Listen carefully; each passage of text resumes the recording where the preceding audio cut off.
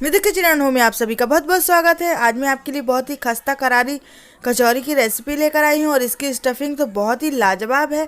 अगर आपको मेरी ये रेसिपी अच्छी लगे तो प्लीज़ लाइक ज़रूर करिएगा, साथ ही कमेंट करके बताना ना भूलें। तो चलिए फटाफट से इसको बना लेते हैं। इसके लिए मैंने यहाँ पर एक पैन ले लिया है और इसमें मैंने 2 टेबल स्पून के लगभग ऑयल ले लिया है। आप चाहें तो इस रेसिपी को बटर या घी के साथ भी बना सकते हैं। तो अभी हल्का सा गर्म होने के बाद मैंने इसमें एक 1 चॉप चिली ले लिया है। आप अपने टेस्ट के अकॉर्डिंग कम या ज़्यादा डाल सकते हैं, चाहे तो आप इसमें क्यूमिन सीड्स भी ऐड कर सकते हैं। और हल्का से इसका तल जाने के बाद हम इसमें यहाँ पर एक प्याज को चॉप कर लिया था, उसको डाल दिए हैं। अच्छी तरह से हम इसको गोल्डन पिंक होने तक के लिए फ्राई कर लेंगे और बहुत ज़्यादा इसका कलर चेंज नहीं करना है हमको। आप इसमें बहुत सारी वेजिस ऐड कर सकते हैं या फिर आप बहुत सारा सूखा मसाला भी ऐड कर सकते हैं। 1 चॉप मैंने यहाँ पर गाजर ले लिया है और बहुत ही अच्छी तरह से हमको इसको पका लेना है। हमें सारी सब्जियों को बहुत ज़्यादा नहीं गलाना है, हल्का सा ही पकाना है, बस थोड़ा सा कच्चापन ना रह जाए बस। तो अब हम यहाँ पर क्रश किए हुए मटर ले लेते हैं, क्योंकि मटर को पकने में थोड़ा सा टाइम लग जाता है, तो इसीलिए मैंने इसको जल्दी से पकाने के लिए मटर को क्रश कर लिया है। आप चाहें तो यहाँ पर बॉयल मटर का इस्तेमाल कर सकते हैं। अब हल्का सा हम यहाँ पे 1 टीस्पून के लगभग हल्दी पाउडर, रेड चिली पाउडर और सॉल्ट ऐड कर लेते हैं अपने टेस्ट के अकॉर्डिंग। आप चाहें तो धनिया पाउडर या फिर आप जीरा पाउडर भी इसमें डाल सकते हैं और अच्छी तरह से हम इन सब चीज़ों को भी मिला लेंगे। तो अब मैंने यहाँ पर एक से दो के लगभग मैंने यहाँ पे उबला हुआ आलू ले लिया है। इसको अच्छी तरह से मैश कर लिया था हमने। अगर आप चाहें तो इस रेसिपी को बच्चों के टिफ़िन में, लंच बॉक्स में या फिर आप इस स्टफिंग को और भी बहुत सी रेसिपीज़ में बना सकते हैं। तो अब हमको इसको अच्छी तरह से भून लेना है, क्योंकि हमारे आलू पके हुए हैं तो ज़्यादा पकाने की ज़रूरत नहीं है इस सब्ज़ी को। तो बस इसी तरह से इसको चलाते हुए 2 से 3 मिनट के लिए हम इसको पका लेंगे अच्छी तरह से, तो इसमें बहुत ही अच्छा टेस्ट आ जाएगा। अब मैंने यहाँ पर एक चीज़ का स्लाइस ले लिया है। आप चाहें तो बहुत सारा चीज़ डाल सकते हैं और थोड़ा सा मैंने यहाँ पर टोमेटो सॉस भी डाला है। आप चाहें तो मेयोनीज़ या कोई भी अपने मनपसंद चटनी का इस्तेमाल भी कर सकते हैं। तो इसको अच्छी तरह से हमने मिला लिया है। अब ये स्टफिंग एकदम रेडी हो चुकी है कचौरियाँ बनाने के लिए।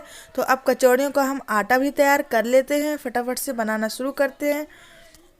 तो यहाँ पर मैंने 1 कप के लगभग मैदा ले लिया है और इसमें मैं सॉल्ट ऐड कर लूँगी अपने टेस्ट के अकॉर्डिंग। ये कचौरियाँ बहुत ही टेस्टी लगती हैं और बहुत ही झटपट से बनकर तैयार भी हो जाती हैं।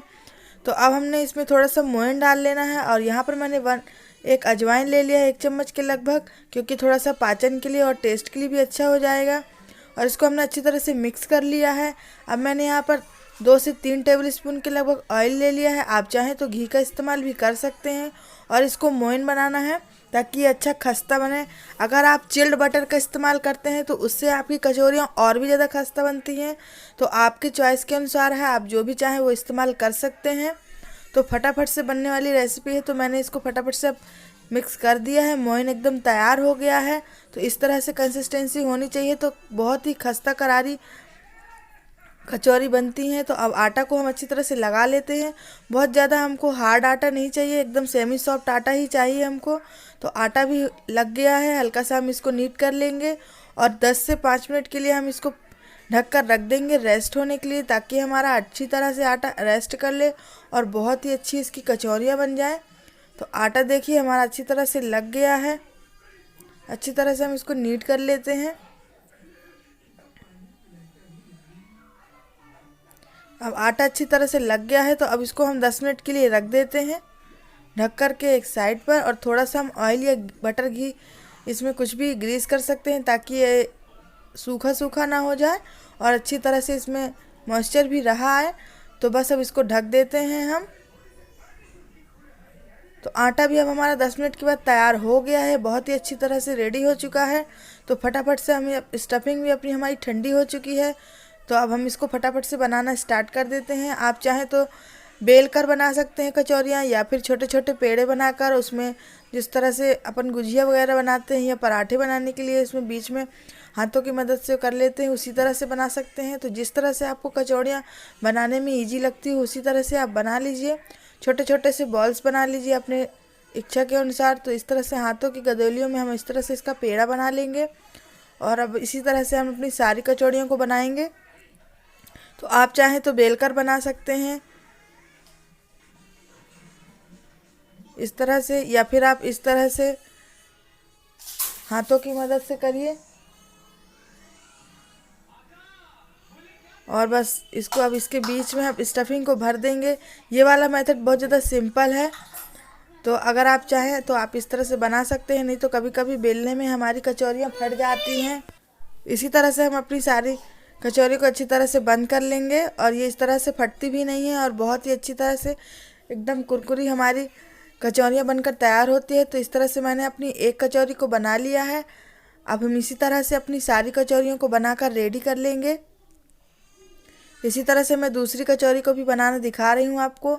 ये वाला मेथड बहुत ही आसान लगता है, तो मैं तो इसी तरह से बनाती हूँ। आप चाहें तो बेल कर भी बना सकते हैं। तो बस आटे को हल्का सा चिकना कर लेना है, और हाथों की मदद से, अगर आप चाहें तो परथन भी लगा सकते हैं इसमें। और बस इसी तरह से हमको एक छोटा सा एक कटोरी टाइप का बना लेना है, और इसमें हमको अपनी स्टफिंग रखनी है, और बस हम इसको फिर बंद कर लेंगे। तो बहुत ही आसान तरीके से कचौरियाँ भी बनकर तैयार हो जाती हैं।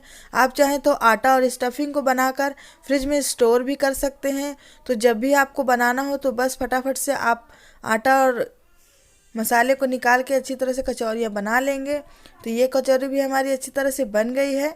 तो इसी तरह से हम सारी बना लेंगे। तो मैंने अपनी सारी कचौरियाँ बना ली हैं, तो अब इसको हम अच्छी तरह से फ्राई कर लेते हैं। तेल को मीडियम फ्लेम पर मैंने गरम कर लिया है, और इसको बहुत ज़्यादा गरम तेल पे नहीं फ्राई करना है, नहीं तो ये अंदर से कच्ची रह जाएंगी और बाहर से जल जाएंगे। तो हमको बहुत ही लो टू मीडियम फ्लेम पर ही इनको पकाना है। तो ये हल्की हल्की पक रही हैं। 5 मिनट के बाद मैंने इनको पलटा लिया था, और पलट पलट कर हमको मीडियम फ्लेम पर ही अपनी कचौरियों को अच्छी तरह से तलते रहना है, जब तक कि इसमें गोल्डन ब्राउन कलर ना आ जाए।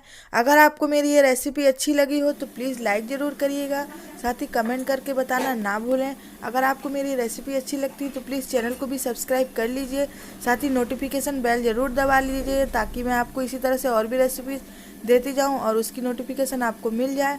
तो मैं मिलती हूँ आपको अपनी नेक्स्ट वीडियो में। तो थैंक यू फॉर वॉचिंग।